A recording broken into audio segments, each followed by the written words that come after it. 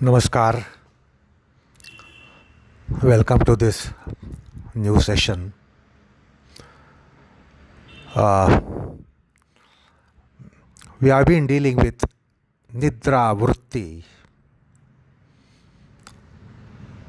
and towards the end of last session, I spoke about the very creation. We know only one creation that is around us. We only know one creation which the modern science speaks about, tells us about, that this is a boundless universe expanding to some 15, 16 billion of light years and ever growing. And then it contains those billions and trillions of stars, many nebulae, many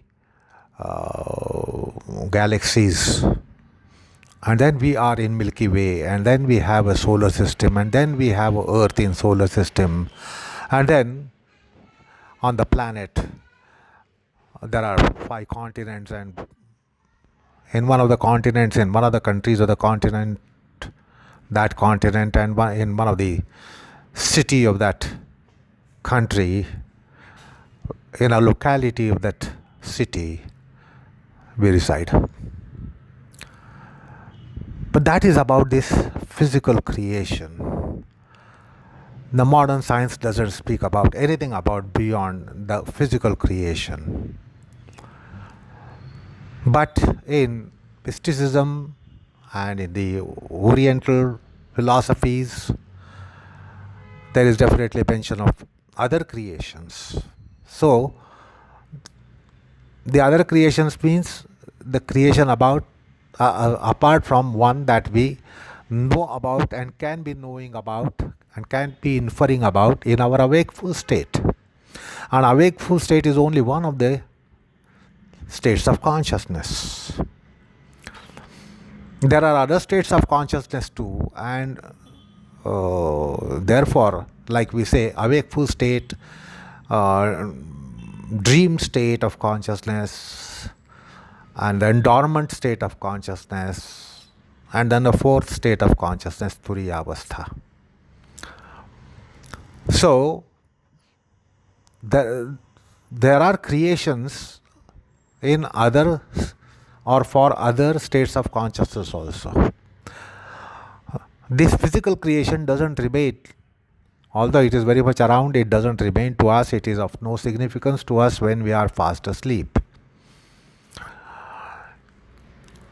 And then in dream state of consciousness too, this physical creation, manifest physical creation, tangible physical creation, is of no meaning. We have similar creation taking place in state of dreams. We can see an elephant in a zoo, we can see an elephant in safari while we are in forest. We can see a real elephant. But then what about the elephant that we see in dreams? From which world is that? Is it from biological world? Is it from zoological world? Yet we see that elephant. So, material of that elephant is totally different. The material of that elephant is your consciousness. The material of elephant outside, the physical elephant, the real elephant, the species, live species in the form of elephant, its material is its body matter. Whereas this elephant in dream doesn't have skin, flesh, muscles, bones, tissues, blood, etc., etc. Yet there is an elephant. So in mysticism it is spoken about Swapna Srushti, creation in sleep, the creation of sleep consciousness. The entire creation of the sleep consciousness is totally different than physical consciousness. You might see a lotus, you might see a rose, you can see a person, you can see a creature, you can see mountains and rivers and what not in dream. But they are not of the same material. So they are actually light effects. Like you are aware of these laser shows. You might have attended some of the laser shows. So this is a laser show kind of thing within ourselves in dream. These are all light effects.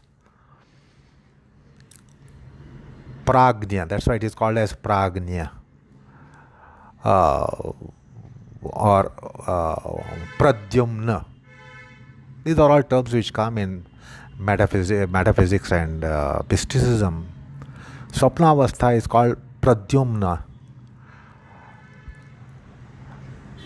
Pradyumna means a form of Vasudeva, Paravasudeva. And Dew means light. So it is light show. Dream is a light show. So therefore it's a totally different creation.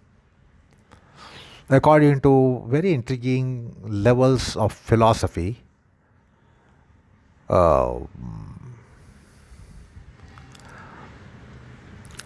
and therefore it's called Swapna Srushti.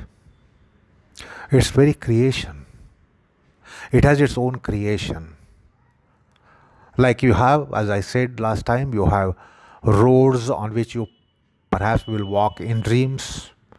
You will sight some lakes and rivers and mountains and trees and animals and whatnot in dreams. So those objects of dreams are totally of different material, and therefore it's a different srushti. It's a different creation. So there is Swapna Srushti. It's a creation by itself.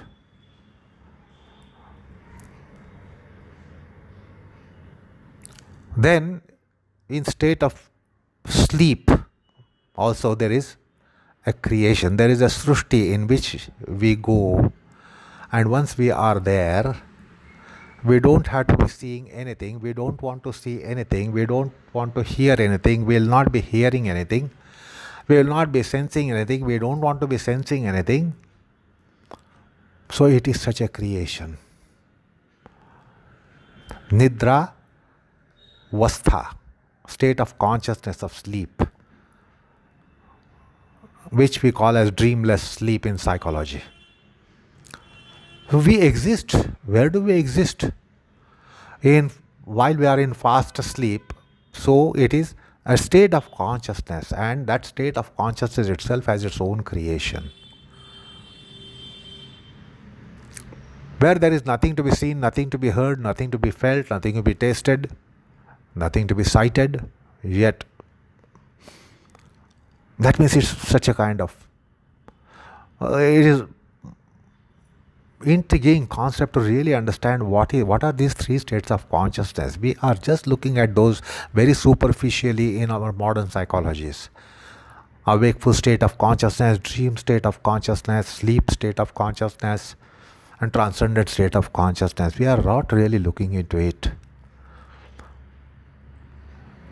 We very much exist in all those. Now, if we exist in all those, that means just as we live in creation now, if this creation is totally removed, then we also perish. But we don't perish in sleep, we don't perish in dream, we very much exist, and therefore there is that creation as well. And with regards to sleep, you might wonder, well, how is it that there is a creation, you say? So there is a statement made by Vyasa which nobody really dives into it. Say, and even when we make such an expression that I had a very good sleep. Now, it's not that we say I had a very good sleep. You are happy with that sleep. Sukham aham apswapsvam. When you eat a very delicious food, You don't just say that I ate so many delicacies. I ate a lot of delicacies. Can you veil the truth that there was happiness in relishing that party? That means you are happy. You don't just, when you say I enjoyed a party or I had a party, that means there was that delight and happiness. It is very much there. It is implied. So when we say I had a very good sleep, very good, nice, wonderful sleep, that means what? There was pleasure. There was happiness. There was delight. There was sukha. Now, what is this kind of sukha that you have in such a deep sleep, which Vyasa has stated, but then we are not really penetrating the depth of it.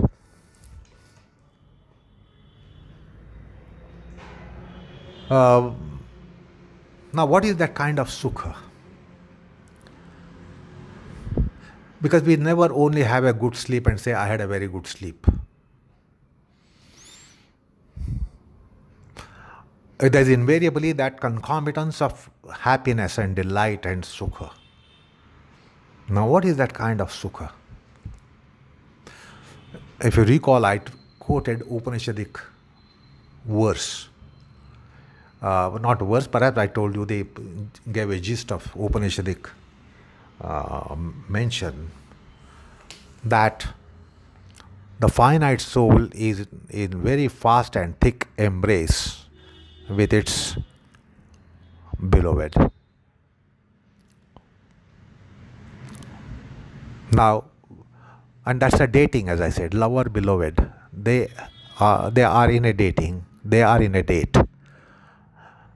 Now, you can very well see the degree of happiness. There is an enormous degree of happiness which we really don't quantify. Now, let's make an attempt to quantify. What is that volume of happiness? It is such a infinite happiness, immeasurable happiness, which you'll only realize if we really ponder over it and little analyze as to quantity of sukha. See, there is quantification of the weights and distance, etc., kilograms and centimeters and millimeters, grams, etc. But we never think of measuring sukha. We don't quantify our sukha dukkha. There are no units. There are no units. But see this sukha in Nidra vastha of consciousness and Nidra state or Nidra Vrutti. Sukham aham apswapsam. Then what does Vyasa explain there? So Vyasa says, Sukham aham apswapsam prasannam me manaha prajna me visharadi karoti. So this is the description. So it is not just saying that I slept well, I did not know anything, I did not hear anything, but there are positive symptoms whereby we say, I had a very good sleep, and we have happiness and delight. Now, what is that happiness? If you try to understand what is that happiness, then you will have some idea of the quantification of that happiness, the volume of that happiness.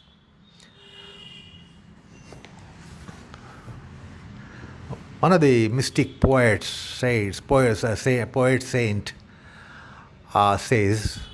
the following.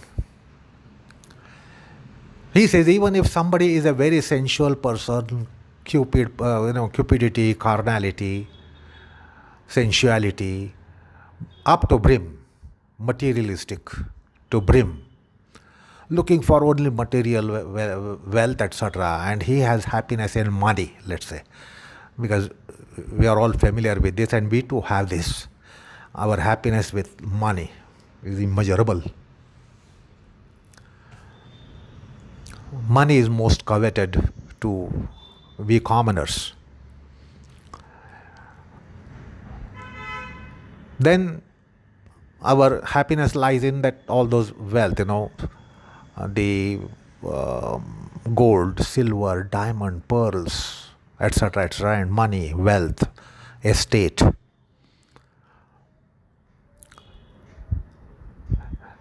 You ask someone, even who is a stark materialistic, absolutely materialist to brim, you ask that person that I will go on giving you wealth continuously.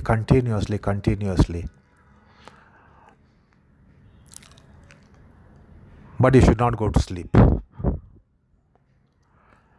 So even a cupid person, a carnal person will give up sensuality, he will give up that consumption which is so favorite to him. He will say, no, enough, now I want to sleep, let me go to sleep.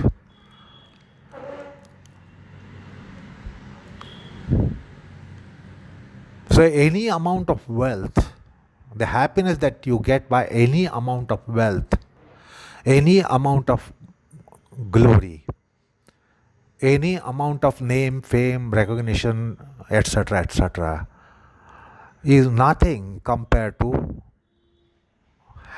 sleep. And having a sleep, the happiness that the sleep gives. So the person will kick away all those which are his relicious. He will say, no more, thank you, let me go to sleep.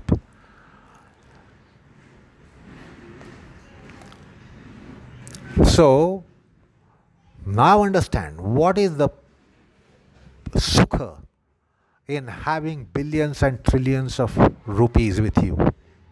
What is the happiness of that? And that happiness you are prepared to kick for your state of sleep. That is actually it is not that we want to sleep and therefore we want sleep. Actually there is sukha, because just now I gave you the expression that we have it and Vyasa has made it. Sukham aham asvapsam. And then the whole expression which I told you, prasannam me manaha. So that is, now try to have your imagination to quantify the pleasure out of state of sleep. We will not like to have any pleasure, any sensual pleasure, any mental pleasure by keeping the sleep at stake. We will keep all those at stake and we will opt for this sleep. Because there is that happiness. What is this happiness? The essential you, the core aspect of you, has a dating with his beloved.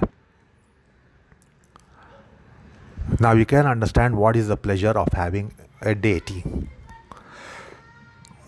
A lover having a dating with beloved. Beloved having a dating with a lover. Now, that is why Upanishads have described and given us some kind of clue to admeasure the happiness that is there in good sleep. Good sleep is not just good sleep, it is enormous touch of happiness and delight, of immeasurable volume. And that's why now try to understand that sleep, which is a creation, which is a srishti, which has boundless, immeasurable happiness. You won't get that in this terrestrial plane. If you are possessing millions, you are given billions, you will expect trillions. If you are given trillions, you will expect quadrillions. If you are given quadrillions, you will expect pentallions. If you are given pentallions, you will expect sectallions. If you are given sectallions, you will expect septallions. If you are given septallions, you will expect octallions. If you are given octallions, you will be expecting novallions. If you are given novallions, it is endless. It is endless. But this exceeds all those happinesses, those grades of happinesses. So therefore, every day when we have a sleep, we are given a kind of sip of immeasurable pleasure. We are given a dip into immeasurable pleasure. Immeasurable, absolutely immeasurable. And that immeasurable pleasure is called Brahmananda. Brahmananda. If you look into the table given in Taittiriya Upanishad about various levels of Ananda, bliss. Now, where will this bliss come? It will not come in this terrestrial plane. So we have, for higher kind of bliss and joy, we imagine heavens.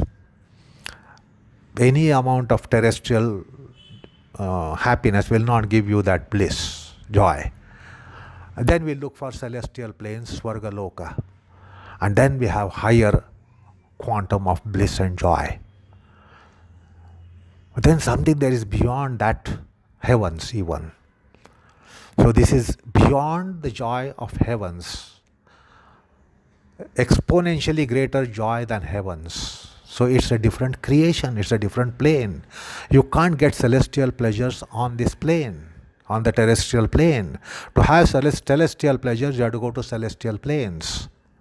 Bhuhu, bhuvaha, suvaha, maha, janaha, tapaha, satyaloka. So you'll have to go to various planes which are mentioned by our ancient wisdom and by wisdom of the Lord. So we will get the incremental joys, and we ourselves get incremental joys by being on the terrestrial plane, while going to sleep, by being in sleep. That's the sukham. That's the quantum of sukham. When you say sukham aham apswapsam, it is not that I had basundi and jalebis and that amount of happiness I got. No. It is certainly more. It is certainly immeasurably more. The sukha there. Try to understand what is that sukha and try to admeasure the sukha. Then you will try to have some imagination as to what this is. And then, of course, Upanishads tell you about what is this, and that's why that metaphor, that the karana sharira in you goes in embrace with Mahakarana. And it is its beloved, and it goes into bosom of it. So it is a srushti. You can't get that quantum of sukha here on this planet, on this paltry planet of the solar system, of this galaxy. You will have to go to some other plane, and of course there is some other plane, and that is srushti. So there is Swapna srushti, there is Nidra srushti, because it gives us experience. It may not be coming as a bhoga to psychological self or peripheral chitta, but somewhere in the deeper plane of chitta there is that enormity of sukha. It's not just sukha. And therefore, to be having that, you will have to go to that creation. That unless you go to that srushti and that creation, you won't get it. If you want celestial pleasures, what is called as amaratva, ajaratva, you can't be on the planet and have amaratva and ajaratva. You will have to go to heavens to be having ajaratva and amaratva, or ever youth condition. You can't have it on the planet. You will have to go to heavens so that you are ever young. So it's a different creation. So in the Swapna Srishti, I told you, you have enormous prowess and power and strength and energies. You can't have it on the terrestrial plane. So you will have to, it's not only that you are going to dream state, you are going to dream world. And that dream world means dream creation. And in that dream creation, you have strength of 10 elephants put together. And that's why you can win a duet with elephant.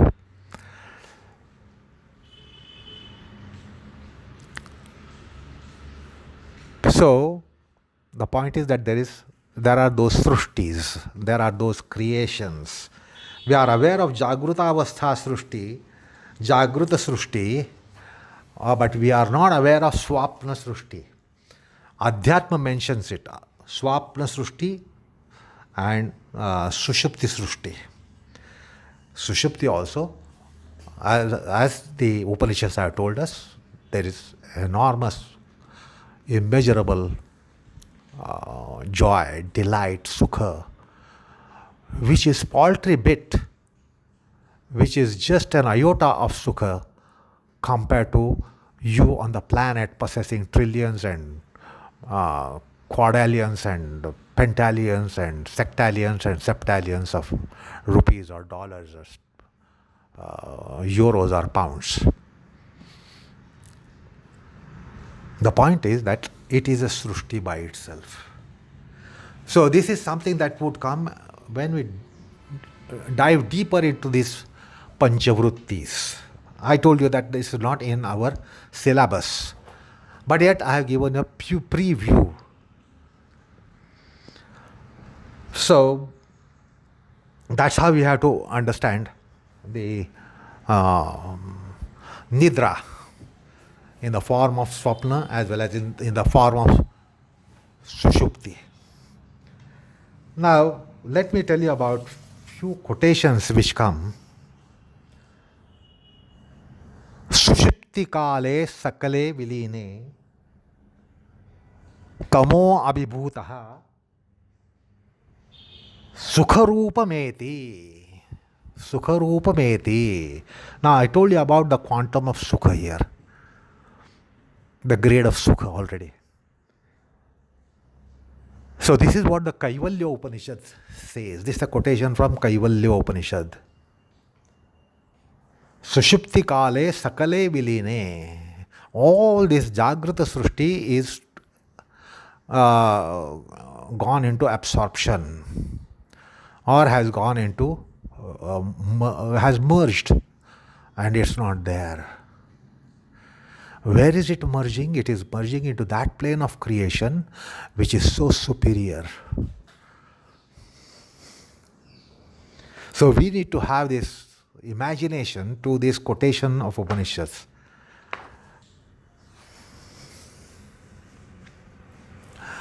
Then let me tell you about a quotation which comes in Brihadaranyaka Upanishad.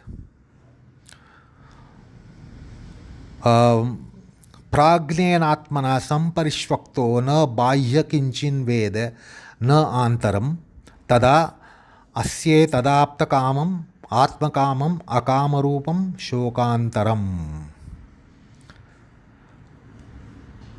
So that is the state of sleep. Prajnenatmana samparishvakto. It is an embrace whereby nothing from outside, nothing from within is sensed and perceived. And then we really become aptakama, atmakama, akama. So these predicates have very deep meanings. And then when we cross sorrow, it is not just we cross sorrow with these conditions. That we become aptakama, atmakama and akama. It is because of the joy, the volume of joy that we have. Then I told you during the last session that it is Brahmarupata, Sushupti. Samadhi, Sushupti, Moksheshu, Brahmarupata. This is a Sankhya Sutra.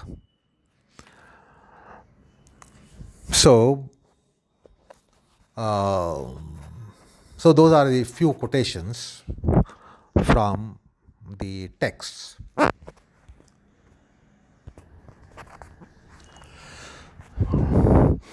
Well, a mystic poet has said that we return to our Creator every time, each day during the state of sleep. Now try to imagine what must be the happiness and delight that one is able to go back to one's own Creator for a while, have an engagement with Creator for a while. And this Creator is said to be not just our Creator, but for our metaphysical entity of self. It is beloved.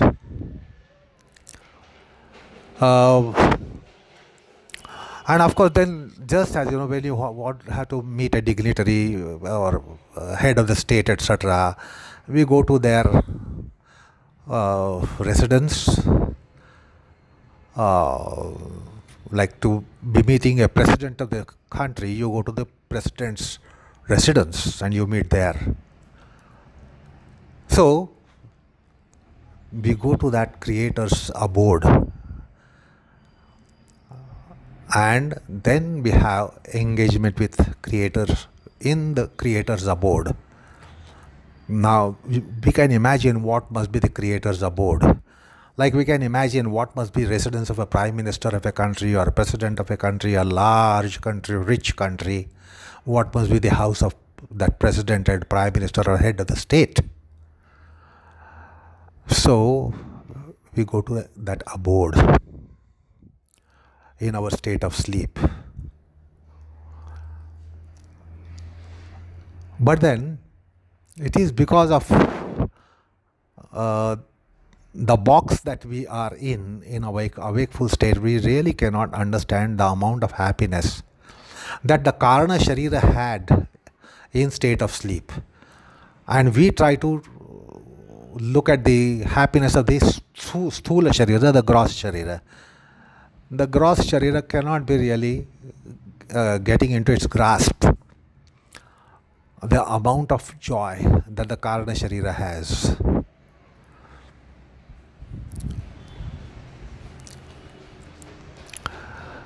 Like a subhuman creature cannot imagine the happiness of a human being who has a palatial house, well-equipped house, a huge house with a lot of amenities, etc., etc. You see, the bed bugs and mosquitoes get in any house. They don't look at that whether it is such a house or whether it is just a pavement, because they are looking for only human blood.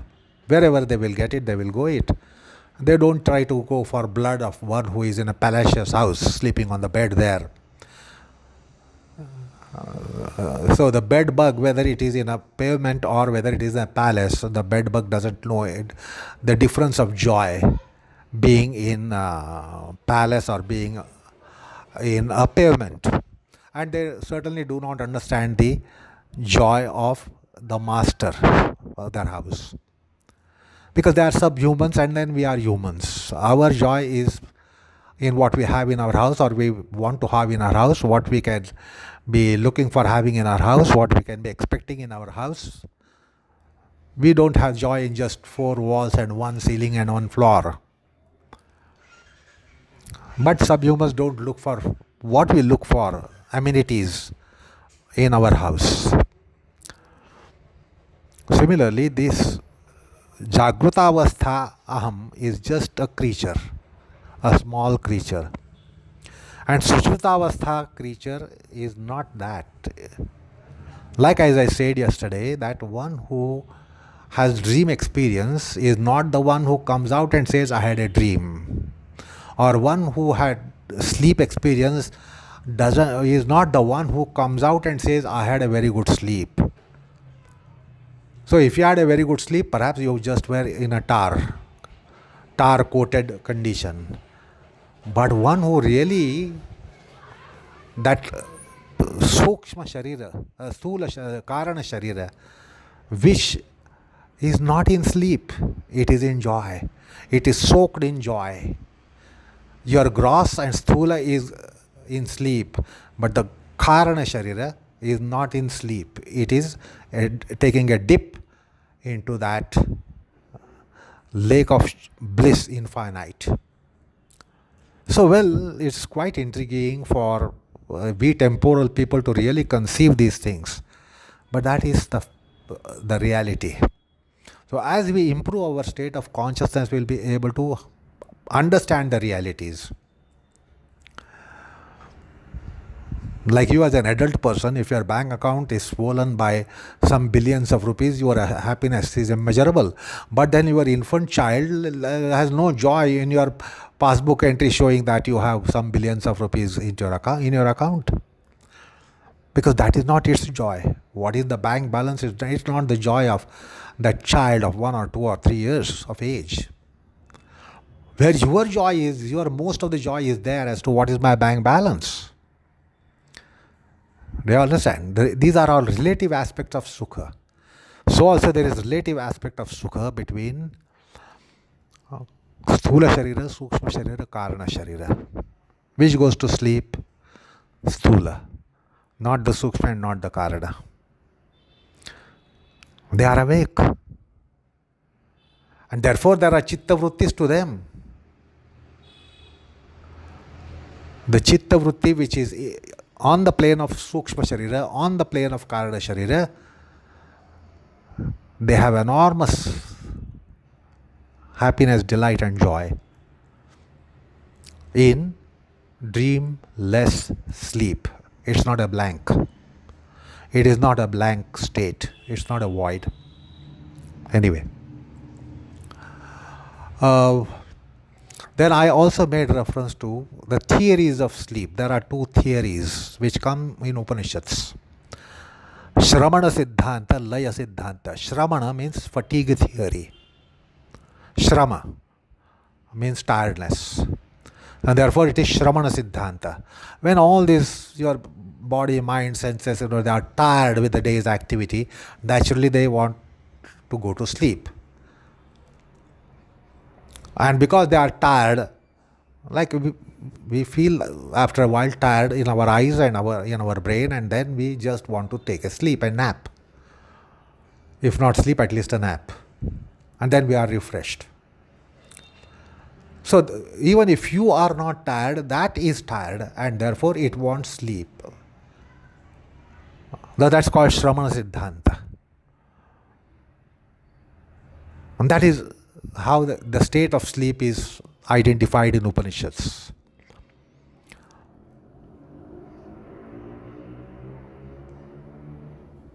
When the body is tired, you want to rest. Yes. But when the body will get tired and when your intellect will get tired are 2 different parameters.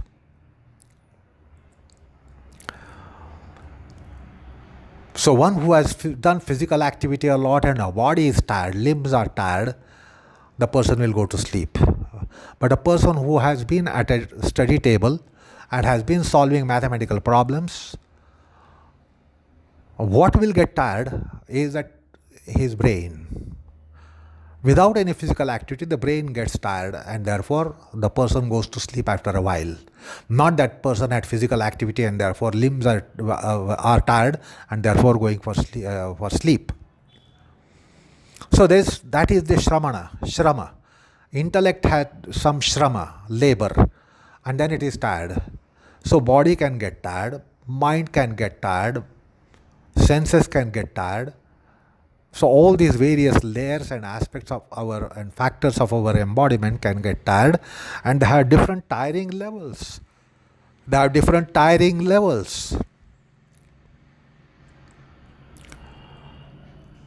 So for a student of mathematics, the body is not at all tired, but then something else is tired and therefore he wants to go to sleep.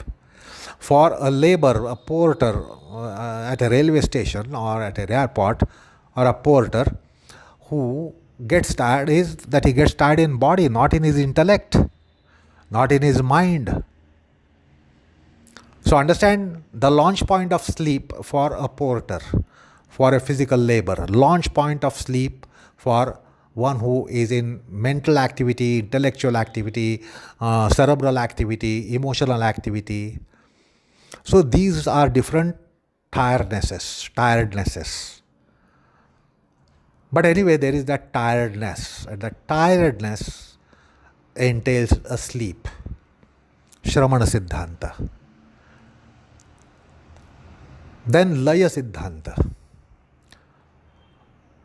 Absorption. So these are two dimensions of interpreting the state of sleep. Not that there are two ways of getting sleep, but two interpretations, two dimensions of sleep. So in another dimension, they speak about the Laya, grosser, getting absorbed into subtle, subtle getting absorbed into subtler, subtler getting absorbed into more and more subtler getting into absorption in subtler and subtler and subtler, so on and so forth. So by that kind of reversal journey, reversal process, somewhere the sleep will ensue. So that is the state where everything is absorbed in prana. Everything is absorbed in prana. Now therefore you understand the prana is not breath.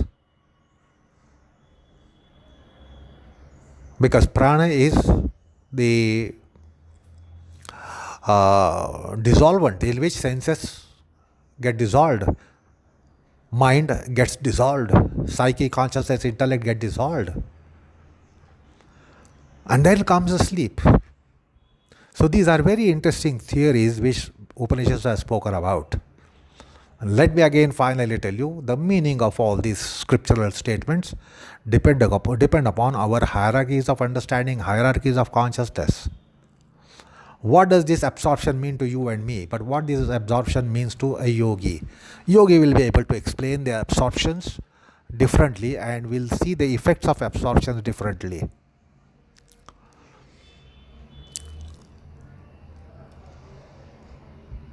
So also the sukham of Nidra. What are we going to imagine? What is our caliber to imagine? But then what a yogi will interpret the sukha, which I told you just now, it is infinite bliss, joy. So we need to heighten our consciousness to interpret Shastras. If you are reading Patanjali for the first time, how much will you dive into it? If you dive too deep, perhaps you will choke and you will die. But someone, a yogi, can dive deeper without dying, and then will come out with greater revelations. That's how these scriptures are. Their meaning is unfathomable. Bhagavad Gita is not what it means to you, because it means much more to someone like Jnaneshwar, someone like Shankaracharya, someone like Ramanujacharya. The verses are same, the words are same, but what the Gita means to them is totally different than what Gita means to us. If we try to dive deeper, we'll get nothing, or perhaps we will get choked.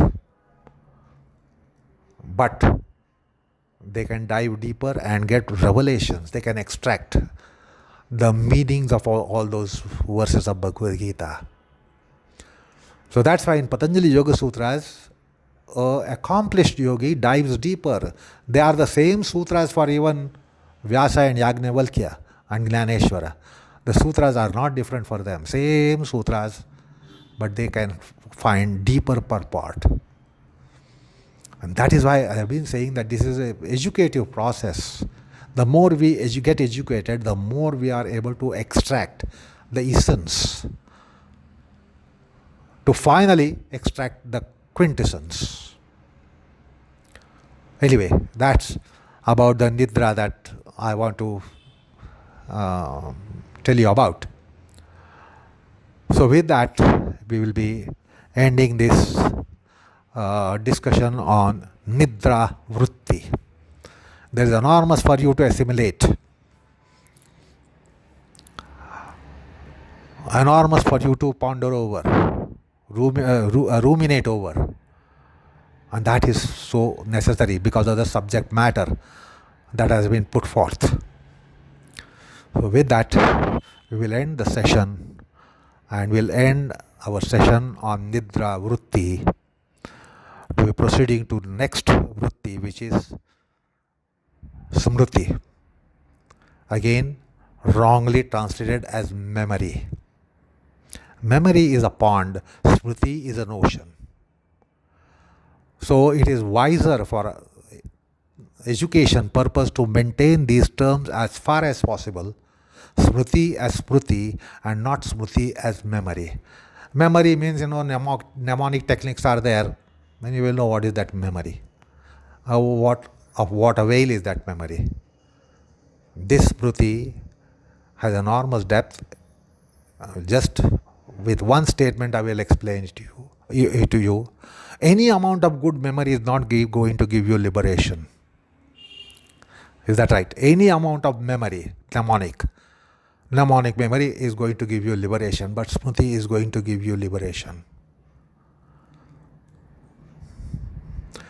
Smriti lambhe sarva granthinam vipramokshaha. Upanishad, Chandogya Upanishad. So therefore, don't mistake. It is not what is being spoken of is not memory vrutti, but Smriti vrutti. And for Smriti vrutti, there is no word in any other language. It's a technical term. So Smriti is Smriti. Let's try to understand what that vrutti is. But that is for the next time. Namaskar.